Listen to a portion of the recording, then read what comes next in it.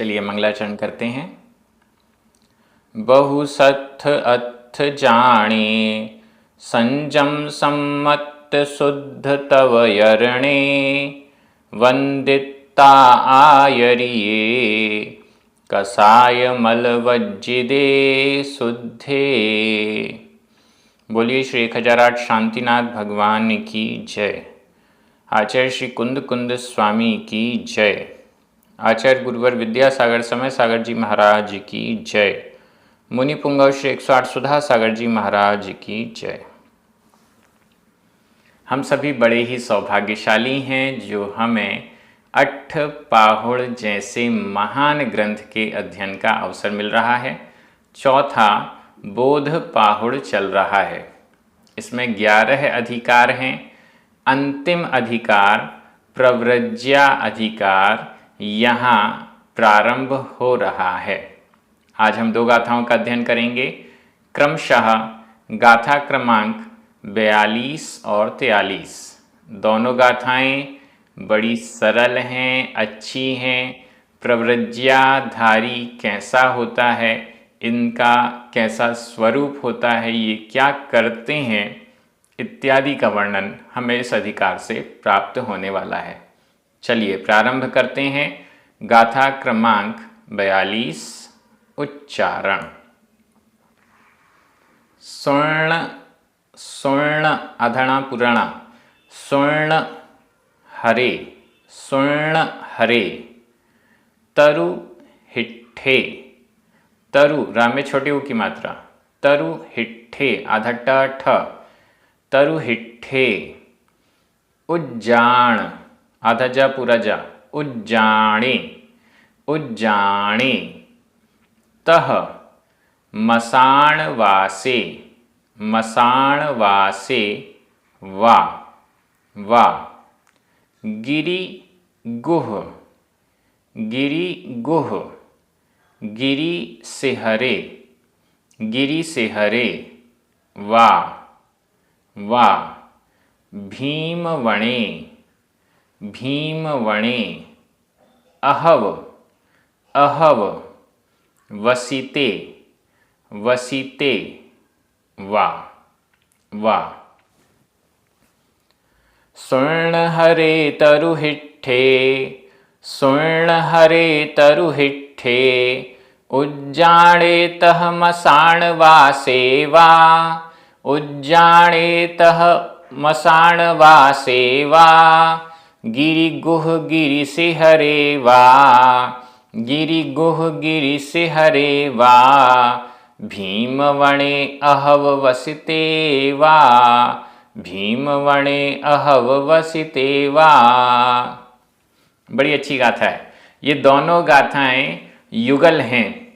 इसका मतलब है कि पहली गाथा का अर्थ केवल पहली गाथा से नहीं लग पाएगा, दूसरी गाथा को साथ में लेना पड़ेगा, तब जाकर अर्थ क्लियर हो पाएगा। फिर भी कोशिश हम कर रहे हैं।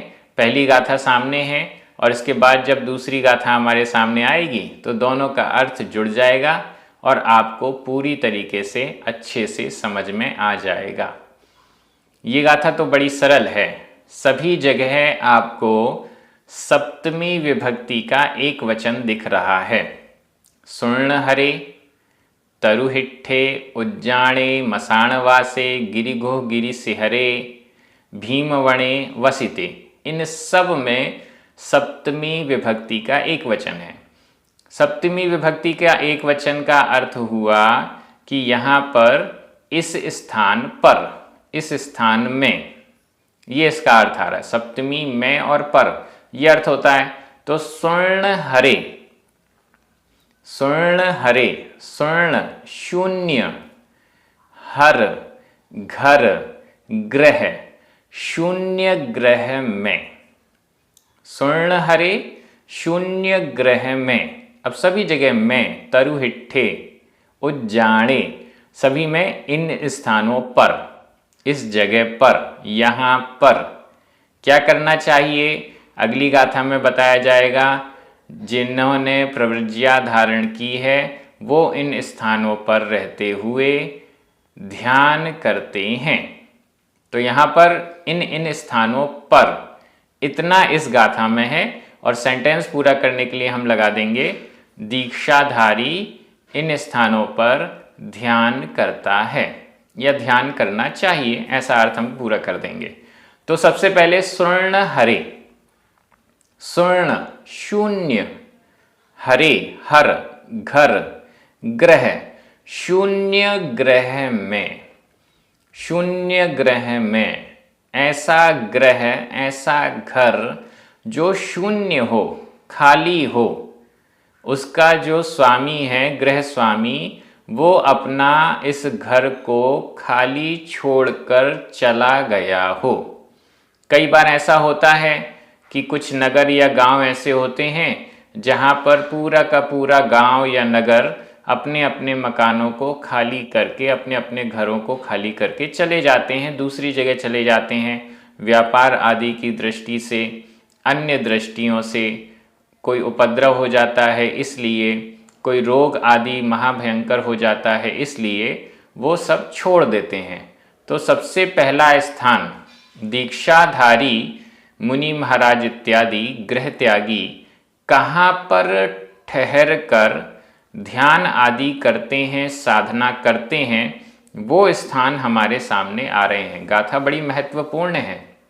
स्वर्ण हरे, शून्य ग्रह में, शून्य ग्रह में, ऐसा घर जो एकदम खाली है, ऐसा स्थान जो शून्य है, जिसमें कोई भी अन्य व्यक्ति नहीं रह रहा हो, जिसने छोड़ा हुआ घर हम कह सकते हैं, जो गृह स्वामी है उसने छोड़ दिया, क्योंकि जिसने इस घर को छोड़ दिया है इसका अब कोई स्वामी रहा नहीं, तो फिर इस घर में रुकने के लिए किसी से पूछने की जरूरत नहीं होती।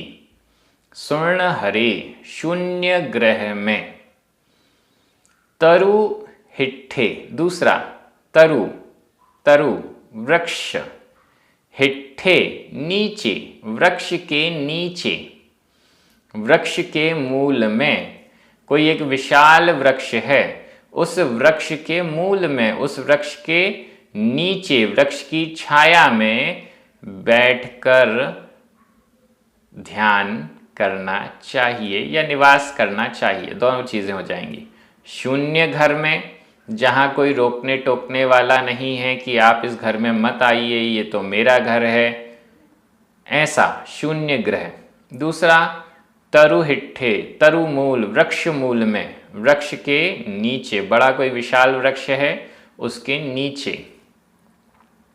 उज्जाणे, उद्यान में, उज्जाण उद्यान, उद्यान में, उपवन में, कई बार उपवन को तपोवन भी कहते हैं क्योंकि वो तपस्या के लिए है। उपवन में, उद्यान में बहुत सारे पेड़ पौधे, हरियाली, प्रकृति वहाँ पर अच्छे से प्रकट है, ऐसे उद्यान में आराम से बैठकर वो ठहर सकते हैं, ध्यान कर सकते हैं। तह, तथा मसाण वासे, मसाण श्मशान, शमशान, मरघट, उसको कहते हैं मसाण। मसाण वास में, शमशान वास में, शमशान में भी ठहर सकते हैं क्योंकि वह शमशान भी किसी के स्वामित्व में नहीं रहता है, वहाँ कोई आता जाता नहीं है। दो चीज़ें यहाँ ध्यान देने योग्य हैं। कैसे स्थानों पर मुनिराज ठहरते हैं? पहला स्थान, पहली कंडीशन, डिस्टरबेंस नहीं होना चाहिए, लोगों का ज़्यादा आना जाना नहीं होना चाहिए, डिस्टरबेंस नहीं होना चाहिए। दूसरा स्थान, दूसरी कंडीशन, वहाँ पर कोई स्वामी रोकने वाला नहीं हो, ये कहने वाला नहीं हो कि यहाँ आप नहीं ठहर सकते, यहाँ से बाहर निकलिए, क्योंकि प्रव्रज्याधारी हैं, दीक्षाधारी हैं, किसी से ऐसी जगह नहीं रुक सकते जहाँ पर कोई रोक टोक हो, कोई कहे कि आपको यहाँ नहीं आना है, ऐसी जगह तो नहीं रुक सकते। और दूसरी बात ये भी है, ऐसे स्थान पर भी नहीं रुक सकते जहाँ पर बहुत ज़्यादा कोलाहल है, शोर है, बहुत लोग आ रहे हैं जा रहे हैं, क्योंकि उनको साधना करनी है, उनको तपस्या करनी है, तो ऐसा स्थान उनके लिए चाहिए जहाँ शोर शराबा ना हो।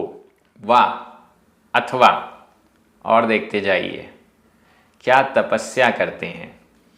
हमसे कोई कहे कि थोड़ी देर 1 घंटे शमशान में जाके खड़े रहो, जब बहुत सारे लोग होते हैं तब तो हमको डर लगता है, और जब अकेले वहाँ पर रुकना पड़ जाए तो क्या हालत होगी। हम भरे पूरे घर परिवार में रहते हैं, कोई बात नहीं, लेकिन उसी घर में जब सब लोग बाहर गए हों और हम अकेले हों तो हमें कैसा फील होता है। हम पूरे दरवाजे अंदर से बंद करते हैं और उसके बाद रहते हैं, डर बना ही रहता है। फिर भी जो साधना करते हैं, जो त्याग तपस्या करते हैं, जो प्रव्रज्या दीक्षा धारण किए हुए हैं, उन्हें तो ये ही स्थान पसंद हैं। गिरि गुह, गिरि से हरे, गिरि, गिरि यानी पर्वत, गिरि गुह, गुह गुफा, गुहा, गुफा, गिरि की गुहा, गिरि की गुफा, पर्वतों की गुफाएं। पर्वतों में बीच बीच में गुफाएं बनाई जाती हैं। बड़े बड़े राजा और अन्य दानी लोग इन पर्वतों के बीच में गुफाएं बनवाते थे। क्यों बनवाते थे ये गुफाएं? जिससे इनमें बैठकर मुनिराज तपस्वी गण निर्बाध होकर साधना कर सकें, ध्यान आदि कर सकें। गिरि गुह, पर्वत की गुफाएं। गिरि से हरे, गिरि का शिखर, पर्वतों का शिखर। पर्वत पर चढ़ गए, गिरनार पर्वत पर, समेत शिखर पर और भी अन्य अन्य पर्वतों पर, वहाँ पहुँचकर वहीं साधना कर रहे हैं। ना कोई आने वाला, ना कोई पूछने वाला, ना कोई डिस्टर्ब करने वाला। वहीं पर बैठकर आराम से ध्यान में लीन हो गए। सूर्य है, गर्मी बहुत प्रचंड है, या ठंडी रात हो गई तो ठंडी बहुत प्रचंड है, उसको भी सहन कर रहे हैं। ऐसे तपस्वी होते हैं। जब इन सब बाधाओं को सहन करते करते वो अपनी साधना करते हैं तो वह साधना अपना फल प्रदान करती है। जो विद्या हम कष्ट सहन करके प्राप्त करते हैं वह विद्या टिकती है, और जिस विद्या को हम सरलता और सहजता से प्राप्त करते हैं वो विद्या नहीं टिकती, उसका मूल्य हम नहीं समझते। यही बात यहाँ पर दीक्षाधारी गृह त्यागी देख रहे हैं। वो इतने कष्टों को सहन करके साधना कर रहे हैं, उनकी साधना निश्चित फलदायी होती है। वो कभी शून्य घर में, कभी वृक्ष मूल में, कभी उद्यान में, शमशान में, पर्वत की गुफाओं में, पर्वत के शिखर पर, वा अथवा भीमवणे, वन जंगल, वो भी भीम, भयंकर, भयानक, ऐसे भीम वन में साधना करते हैं। अहव अथवा वसिते, निवास स्थल में, वसिते वास स्थल में, धर्मशाला, मंदिर आदि स्थानों पर, जो कि विशेष रूप से साधकों के लिए ही निर्मित करे गए हैं। ऐसे वसतिका, इसे कहते हैं वसतिका। आजकल नाम हो गया है संत भवन या त्यागी व्रति निवास, ऐसा बहुत सारे नाम हैं। वसति, वसतिका, वसतिका में, अथवा इन सब स्थानों पर रहते हुए साधना करते हैं, ध्यान करते हैं। ध्यान करना चाहिए, साधना करना चाहिए दीक्षाधारी को। यह अपना गाथा का अर्थ पूर्ण हो गया है। यहाँ पर व्याकरण की दृष्टि से मैंने पहले ही बता दिया, सभी में सप्तमी विभक्ति का एक वचन है। सुर्णहरे, तरुहिट्ठे, उज्जाणे, मसाणवासे, गिरिगुह, गिरि सेहरे, भीमवणे और वसिते। बाकी सब तह, वा, अहव, वा, ये सभी अव्यय हैं। त का अर्थ तथा और बाकी सबका अथवा। ये सभी अथवा या और भी कह सकते हैं, और या अथवा यहाँ अथवा यहाँ अथवा यहाँ। तो ऐसे करके इस गाथा का पूरा अर्थ हो गया। मैं एक बार हिंदी में अर्थ कर रहा हूँ, आपकी नज़र प्राकृत शब्दों पर जानी चाहिए। शून्य ग्रह में वृक्ष के नीचे उद्यान में तथा शमशानवास में अथवा पर्वत की गुफा और पर्वत के शिखर में अथवा भयानक सघन वन में अथवा वसतिका में रहते हुए दीक्षाधारी ध्यान करते हैं इत्यादि साधना करते हैं। अब हम अगली गाथा में चल रहे हैं। गाथा क्रमांक 43, उच्चारण। सवसा सवसा सवसा सत्तम आधता पुरता सत्तम तित्थम आधता थ तित्थम वच वच चैदालत्तयम चैदालत्तयम आधता पुरता चैदालत्तयम च वुत्तेहिम आधता पुरता वुत्तेहिम जिणभवणम जिणभवणम अह अह वेज्झम आधा ज झ वेज्झम वेज्झम जिणमग्गे आधा का पूरा गा जिणमग्गे जिणवरा विन्ति विन्ति सवसा सत्तं तित्थं सवसा सत्तं तित्थं वच चैदालत्तयं च वुत्तेहिं वच चैदालत्तयं च वुत्तेहिं जिणभवणम् अहवेज्झं जिणभवणम् अहवेज्झं जिणमग्गे जिणवरा विन्ति जिणमग्गे जिणवरा विन्ति। बड़ी अच्छी गाथा है। इन स्थानों में शून्य घर में, वृक्ष मूल में इत्यादि इत्यादि इन स्थानों में सवसा स्ववश सवसा स स्व वसा वश स्ववश स्ववश होकर अपने वश होकर स्वतंत्र होकर सवसा स्वतंत्र होकर स्वतंत्र रूप से अपने वश होकर स्वाधीन होकर क्या करता है दीक्षाधारी?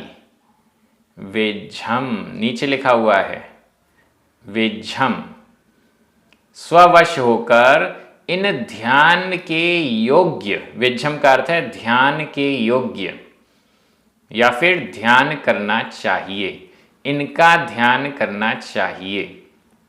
वेज्झम स्ववश वेज्झम ध्यान करना चाहिए, इनको जानना, इनमें लीन, इनके स्वरूप में लीन हो जाना चाहिए। दीक्षाधारियों से कह रहे हैं, प्रविज्ञाधारियों से कह रहे हैं, गृह त्यागियों से कह रहे हैं और प्रैक्टिस के रूप में हमसे भी कह रहे हैं। अगर हम प्रैक्टिस करना चाहते हैं, मोक्ष मार्ग में आगे बढ़ना चाहते हैं, तो हमारे लिए भी प्रैक्टिस रूप से तो हम इन सब का वेज्झम ध्यान करने योग्य वस्तुओं का ध्यान कर सकते हैं प्रैक्टिस के लिए। वेज्झम ध्यान के योग्य या ध्यान करना चाहिए, ध्यातव्य, ध्यान योग्य हैं। ये क्या क्या चीज़ें हैं ध्यान योग्य? आपको पहली और दूसरी गाथा, ये दोनों गाथाएं देखकर एक चीज़ सबसे पहले मैं आपको बता दूं, जैन दर्शन ध्यान के बारे में बहुत अच्छा वर्णन करता है। सबसे पहले ध्यान का विषय नहीं बताया, ध्यान का तरीका नहीं बताया, ध्यान का स्थान बताया। यहाँ पर ऐसे स्थान पर ध्यान करना चाहिए। सबसे पहले ध्यान का स्थान बताया। एयर कंडीशन में बैठकर ध्यान करना चाहिए? नहीं। अपने कमरे में आराम से सोफे में बैठकर ध्यान करना चाहिए? नहीं। आरामदायक जीवन के साथ ध्यान करना चाहिए? नहीं। ऐसे में ध्यान नहीं होता है। साधना सहित ध्यान होता है, प्रवृज्या सहित ध्यान होता है, तपस्या सहित ध्यान होता है, कष्टों को सहन करते हुए ध्यान होता है, सुखपूर्वक ध्यान नहीं होता है। यह जैन दर्शन स्पष्ट कहता है। सवशा, स्ववश, स्वाधीन होकर, स्वाधीन होकर, पराधीन ध्यान नहीं होता। कोई दूसरा हमें सिखाए और हम ध्यान करें, ये तो ध्यान की शिक्षा हो सकती है, ध्यान सिखाना हो सकता है। जब तक चटाई नहीं है ध्यान नहीं होगा, जब तक अच्छी वातावरण नहीं है तब तक ध्यान नहीं होगा। ध्यान तो ऐसे में ही नहीं होगा, कितना भी वातावरण अच्छा करें, कितना भी सब कुछ करें, ध्यान नहीं होगा। ध्यान कब होगा? जब हम कष्टों को सहन करेंगे, मच्छर काटें या शेर काटे, स्ववश, किसी दूसरे की सहायता नहीं। उस शेर को हटाना नहीं, उस मच्छर को हटाना नहीं।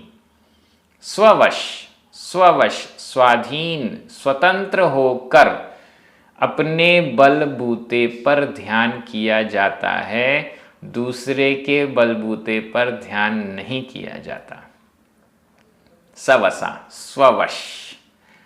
किस किस चीज का ध्यान त्यागी गण प्रविज्ञाधारी करते हैं वो सब देखिए।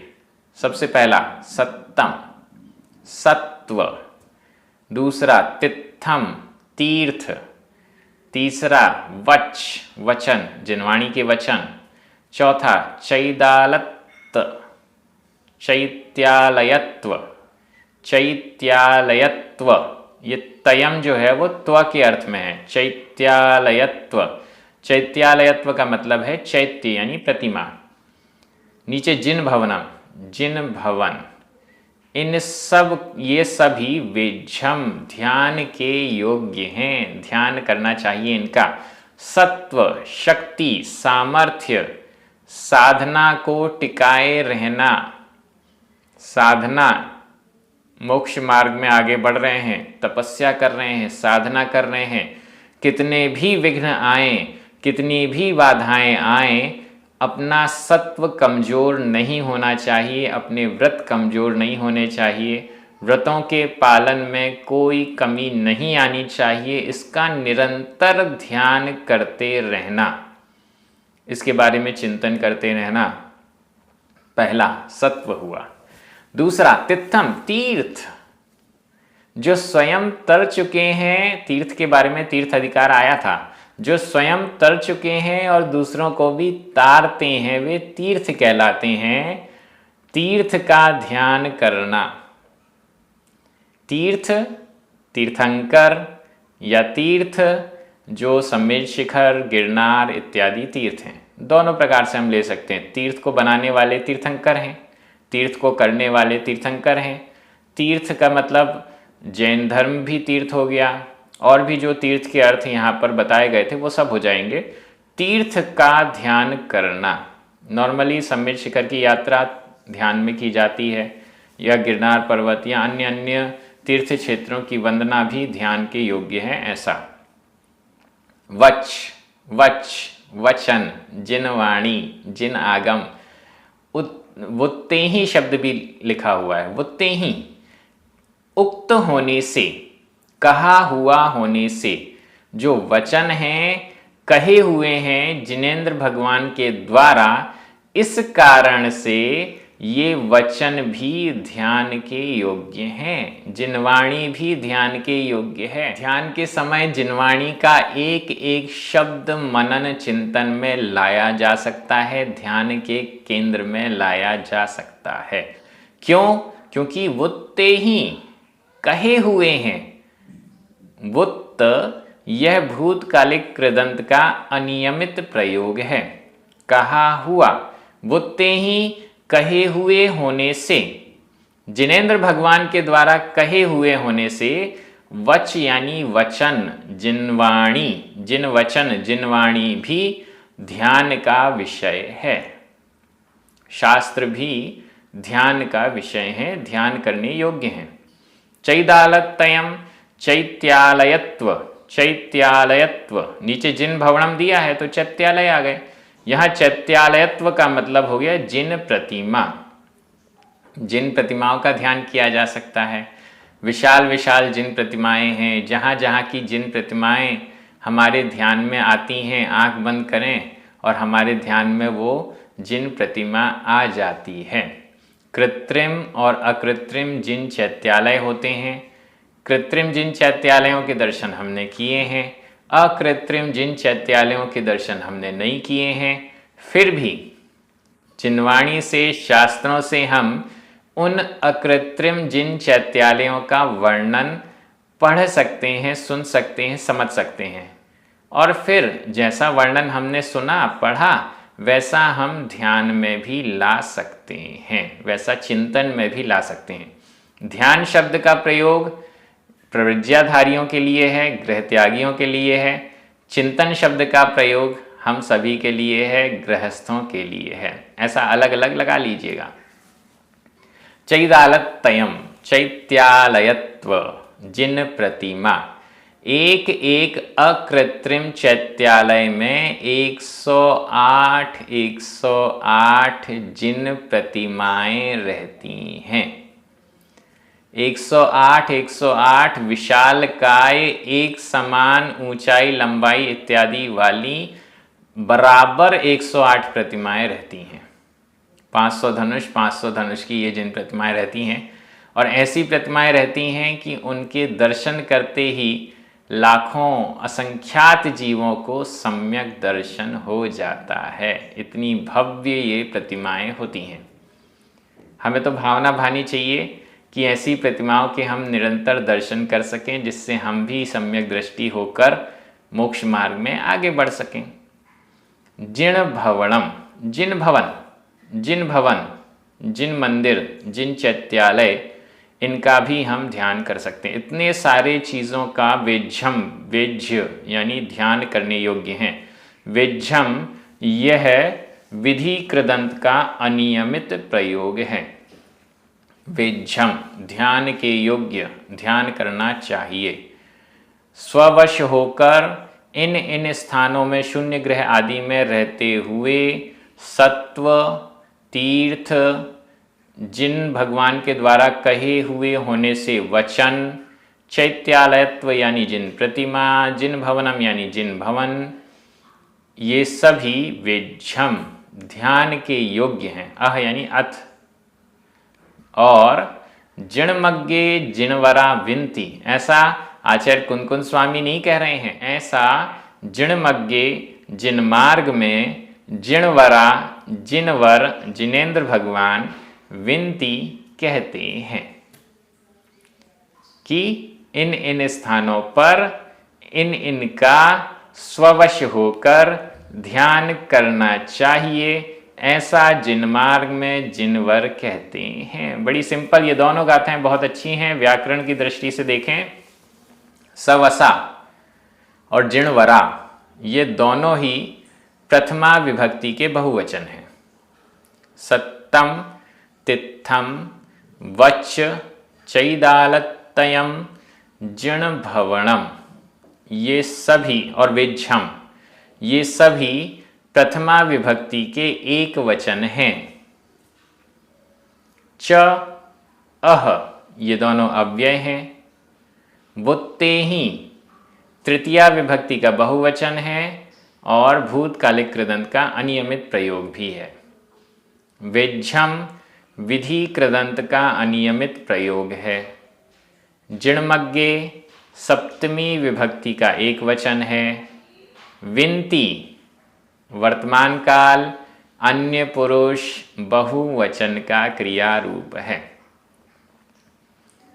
मैं एक बार हिंदी अर्थ कर रहा हूं, आपकी नज़र प्राकृत शब्दों पर जानी चाहिए।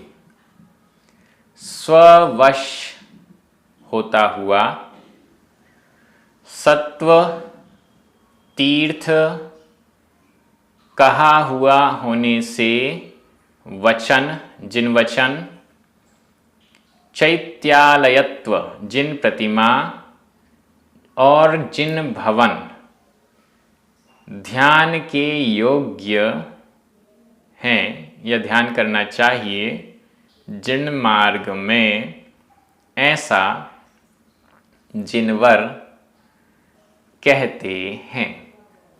आप सभी बहुत अच्छे से अध्ययन कर रहे हैं। YouTube के माध्यम से इतना बड़ा स्वाध्याय हो सकता है, यह सबको आश्चर्यचकित भी करता है और आनंदित भी करता है। एक दूसरे को स्वाध्याय के लिए अवश्य प्रेरित करें। इसी प्रकार से हम सभी आगे भी स्वाध्याय कंटिन्यू रख सकें। प्राकृत भाषा मूल से हम इन गाथाओं का अर्थ कर रहे हैं, ये बहुत अच्छा कार्य हो रहा है। सभी जिनवाणी स्तुति करें, 9 बार नमोकाल मंत्र पढ़ें। सभी को जय जिनेंद्र।